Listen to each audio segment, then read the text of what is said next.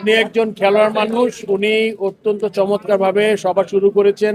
আমাদের প্রধানমন্ত্রী ও ক্রীড়া বান্ধব, মেইনলি আমি ক্রিকেট বোর্ডকে রিপ্রেজেন্ট করতে এসেছি এখানে। ক্রিকেট বোর্ডের পক্ষ থেকে শুভেচ্ছা অভিনন্দন জানিয়েছি ক্রীড়ামন্ত্রীকে। উনি একজন খেলোয়াড় মানুষ, উনি একজন খেলোয়াড় মানুষ, উনি অত্যন্ত চমৎকারভাবে সভা শুরু করেছেন। তার ভিশন সে আমাদের বলেছে, এবং এটা খুবই বাইরের কিছু না। আমাদের অনেক মাঠ দরকার, যে মাঠগুলো হেল্প করবেন উনি, প্লাস ওই ক্রীড়া কার্যক্রমে ঢুকাবেন কারিকুলামে কিছু স্পোর্টস, তারপরে আপনার ক্রীড়া শিক্ষক আছেন, তারপরে আপনার এসব ব্যাপারে, প্লাস সবচেয়ে বড় কথা এই 51 ফেডারেশন 52 ফেডারেশন থেকে যার যা সুবিধা বলেছে উনি মনোযোগ দিয়ে শুনেছেন এবং উনি নোট নিয়েছেন। আমি আশা করি উনি এগুলাতে হবে।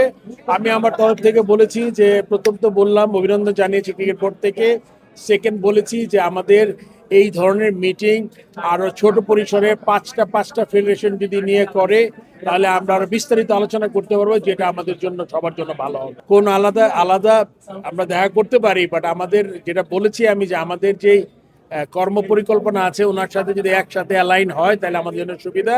এর জন্য আমি বলেছি যে আমরা আপনার সাথে আরো, আপনি 4-5টা করে যদি ফেডারেশন বলেন তাহলে আমাদের জন্য আরো বিস্তারিত আলোচনা করা সম্ভব, কারণ আপনি জানেন অলরেডি 3 ঘন্টার মতো হয়েছে আজকে মিটিং। আজকে এই এরকম স্কোপ ছিল না, এত জনে যদি সব ফেডারেশন এগুলো বলতো তাহলে আমার মনে হয় আরো 4 ঘন্টা ইফতারি চলে যেত। তো এটা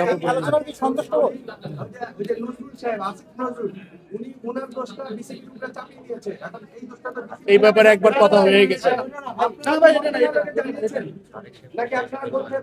আর সবচেয়ে বড় কথা, আপনার আমাদের যে ক্রীড়া প্রতিমন্ত্রী 2-3বার উল্লেখ করেছেন, আমাদের প্রধানমন্ত্রী ও ক্রীড়া বান্ধব, উনি বলেছেন যে ওনাকে একটা নির্দেশনা দিয়ে দেওয়া হচ্ছে যে আপনি এভাবে কথা জেনে নেন কি কি আছে, কি কি করতে চাই।